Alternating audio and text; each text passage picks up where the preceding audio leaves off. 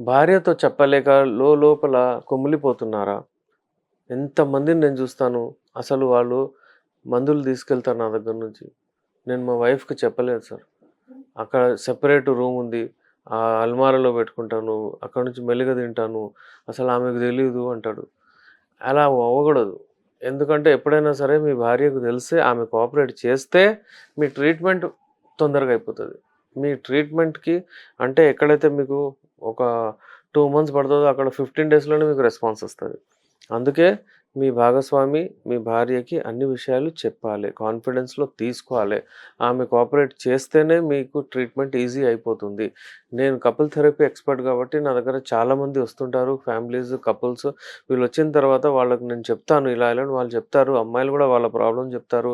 ఇలా ఈయనకి ఇలా అయింది. ఈయన మంచి మనిషి ఇలా ఉండే అలా ఇలా ఇలా అనుకుంటా మేము బెస్ట్ మెడిసిన్స్ ఇస్తాం. వాళ్ళు వాడిన తర్వాత మంచిగుంటది వాళ్ళకు.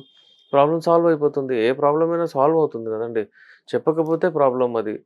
అందుకనే ఏంటంటే ఎప్పుడైనా సరే మీకు కమ్యూనికేట్ అవ్వాలి. కమ్యూనికేషన్ చాలా ఇంపార్టెంట్. మీ స్పౌస్‌తో, మీ పార్ట్నర్‌తో, మీ వైఫ్‌తో మీ ప్రాబ్లమ్ జెప్పండి. ఇలా అవుతుంది నాకు ఎందుకు? అప్పుడప్పుడు అవుతదండి. మూడ్ స్ట్రెస్ లెవెల్స్ ఎక్కువైపోతే గూడా అప్పుడప్పుడు మీరు పెర్ఫార్మ్ జేయలేరు.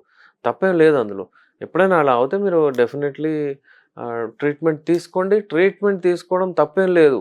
ఎందుకంటే ఏదైనా ప్రాబ్లమ్ రావచ్చు. మనం కళ్ళకు అంటే కళ్ళద్దాలు పెట్టుకుంటే సరిగా అయిపోతుంది. స్కిన్‌కి ఏదైనా ఉంటే స్కిన్‌కి అలాగే అంగానికి గూడా ఏదైనా ప్రాబ్లమ్ వస్తది. దానికి గూడా మెడిసిన్స్ తీసుకుంటే మీరు ఫిట్ అయిపోతారు. సో, మీరు మీ ప్రాబ్లమ్ మీ భార్యతో చెప్పి ఫ్రీ అయిపోండి.